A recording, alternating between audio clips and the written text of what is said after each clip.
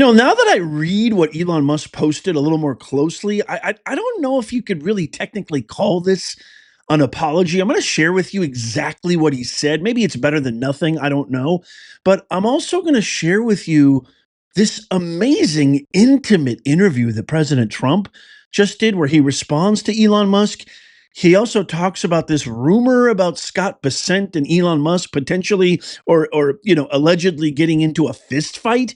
And then he gets really emotional talking about his brother, his late brother Fred, and a whole lot more. He talks about the riots, Greasy Gavin. Stick around for that. You don't want to miss that, I promise. But let's look at this post that Elon Musk issued. This was midnight last night, or this morning, I should say. Check this out. Let me know what you think. Let's read this together. So this is the post. You can see the timestamp there, 12:04 a.m. today, June 11th. So Elon Musk, probably not a early sleeper, maybe an early riser. I don't know. He says, I regret some of my posts about President Donald Trump. He ats him there last week. They went too far. Yeah, no beep. You could say that again, Elon. No, I mean, they definitely went too far. And if you're new to all this, I did a whole video on this. He basically brought up Epstein, said Trump's a part of that. Just went on a deranged, lunatic, autistic, I don't know what you want to call it. I mean, a mental breakdown. I was extremely heartbroken and disappointed in this because this is exactly what the Hippocrats, aka the Democrats, want. They have nothing right now, which is why they're sowing so much chaos, division, and riots and violence because they have no policy, no vision, no strategy, no ideas, no solutions. It's the worst decrepit party in the history of American politics right now, this radical communist socialist left. But I mean, he does say it went too far. It does show a little bit. He does say he regrets it. I don't know if you could technically call that an apology. I want to throw this off to you guys. Do you guys think that that was an apology?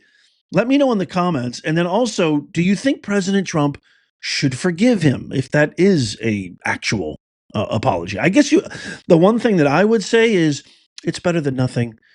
At least he's man enough to post that. He's man enough to say, hey, I was wrong. He's man enough to say I went too far. I love Elon. I've always loved Elon. He has done immeasurable good to humanity in his multiple, many endeavors. He has done immeasurable good by endorsing our guy, loving America as much as he does. He's an immigrant, for crying out loud. The left should love him. They used to love him until he finally, got his sense and started seeing that, this party is absolutely anti-American. I think maybe I would say it's better than nothing because, I love the man so much. He's done so much. And I guess maybe you could say we all kind of have our little lapses of judgment. We all have our little moments. And in a time of upheaval, in a time of I don't know, where we see a lot of inhumanity. Maybe the one thing that we need right now is a little more humanness in this digitalness. Let me know what you guys think. So this was a really powerful interview, switching gears here. Here's Trump talking about when he was asked if he can reconcile with Elon Musk. Check this out. But it is what it is. Have to straighten out the country. I really love that, man. You just focus on work, man. This, we only have so much time in this short life. Focus and give your attention on the task at hand. He is what a sharp, powerful, impactful leader he is. I'm not focused on ridiculous drama. I'm trying to save our country. I love that. Here's Trump talking about the rumor that Elon Musk and Scott Bessent, this was, going all over the place. Everybody was talking about this. That they were involved in some kind of altercation. They were saying that, people were saying that's how he got the black eye. Listen to what Trump said. Actually. And maybe it was something else. I mean, he had the fight with Scott Bessent outside your office. Yeah, well, they had not a fist fight, people, but I guess they had a little bit of a shouting match. But that's Did you hear it? That's typical. I heard a little bit. That's sort of typical about, Yeah. that happened. It's so hard to imagine. So he admits that there was something that happened. It wasn't a fist fight. Wasn't a fist fight, quite frankly, probably. It wasn't even close, right? But it's interesting that, it's hard to imagine Mr. Scott Bessent. I'm working on my Scott Bessent impression. Mr. kind of upstanding, dignified, straight to the point, a very class act that he presents himself as his public image. Actually, what we're trying to do here. Well, that's a little too Mitch McConnell. But anyway, I'm not going to do it. I'm working on it. I'll do it when I'm really confident. But it's interesting that he admits that there was a little bit of yelling and shouting. I mean, that's something, and obviously those kind of things get blown out of proportion, but that's interesting. It's hard to believe that Scott Bessent could yell at anybody, but that's interesting. Let me know what you guys think of that in the comment. Now, I want to share this. This is such a powerful, listen to Trump right here when he's asked about this, heartbreaking story about his late brother, Fred, and his struggles with alcoholism and how he was able to turn that into inspiration. I think this interview and this side of Trump is not. Of time. It's so interesting to see President Trump's different sides, and it pains me. I know it pains you too, to see how the corporate propagandist media paints him, and these ridiculous Holly weirdos, celebrities, and idiots like De Niro and Kimmel come out and say all these awful, super egregious, anti-American Springsteen going on his tour in the UK and calling Trump a dictator. I mean, it really, really pains me. I know it does to you too. Let me know what you think of that. I love this side of him. He really does have a golden heart. Okay, here's him talking. This reporter, Miranda Devine, asked him, how are you so confident in your own judgment that you will go against the grain? And I think this is just emblematic of what a powerful leader to that. That's, when people ask me, they say, oh, Nez, you're like a right-wing nut job. What happened to you? What's going on? Why are you so extreme? No. No. I'm not right or left. If I had to identify myself as something, I would say I'm a constitutional centrist. If I had to, which I don't even like to do that. That doesn't even really give it the right kind of sound, if you will. I love America. I want my kids, my grandkids to grow up in the country that I grew up in.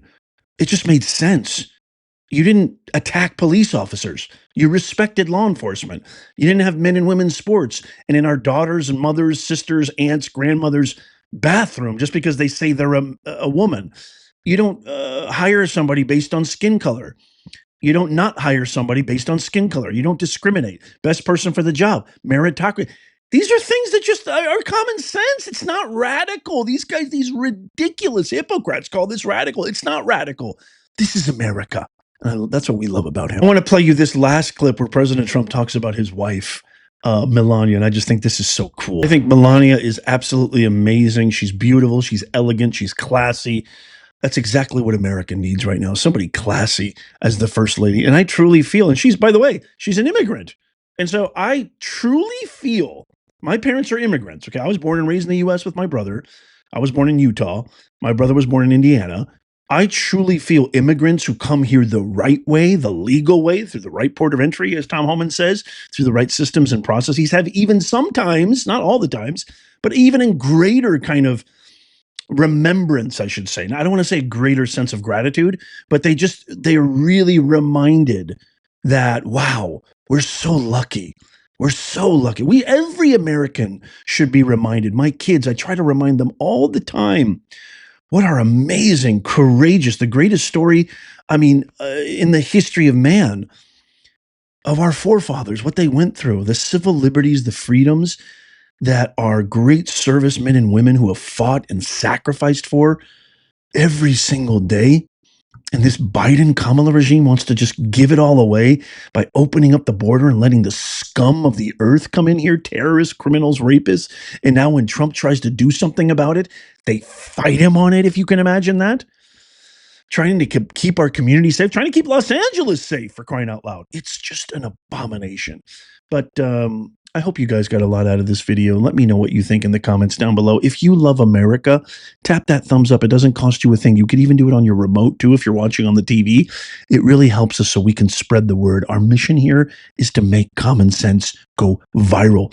We can't let these demonic Dems ever get power again. We just can't. Otherwise, if you see what's happening in Los Angeles and now it's spreading out to other cities, imagine how much worse it would be if Kamala was in power. every single city in America would look like that. I see you eyeing this amazing hat right here.